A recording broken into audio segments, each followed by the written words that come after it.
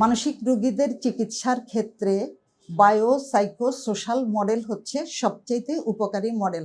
এই মডেলের মধ্যে থেরাপি হচ্ছে একটা অন্যতম গুরুত্বপূর্ণ। তবে আমাদের মনে রাখতে হবে মানসিক রোগের চিকিৎসার ক্ষেত্রে কোনো রোগের ক্ষেত্রে ওষুধ, কোনো রোগের ক্ষেত্রে থেরাপি অথবা কোনো রোগের ক্ষেত্রে উভয়টিই প্রয়োজন হয়ে থাকে। কাজেই আমরা এক কথায় বলতে পারি ওষুধের পাশাপাশি মানসিক রোগের ক্ষেত্রে থেরাপি অত্যন্ত গুরুত্বপূর্ণ।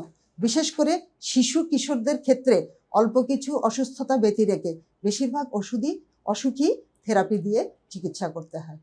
বিভিন্ন ধরনের থেরাপি রয়েছে এখানে। সাইকোথেরাপির মধ্যে কাউন্সেলিং হতে পারে, dynamic psychotherapy, psychodynamic psychotherapy, psycho analytic psychotherapy, then cognitive therapy, cognitive behaviour therapy, বিভিন্ন ধরনের behaviour therapy, family therapy, social therapy, এই ধরনের বিভিন্ন থেরাপি রয়েছে। তবে সব ধরনের থেরাপি হয়তো এখনও আমাদের বাংলাদেশে সহজলভ্য হয়ে ওঠেনি।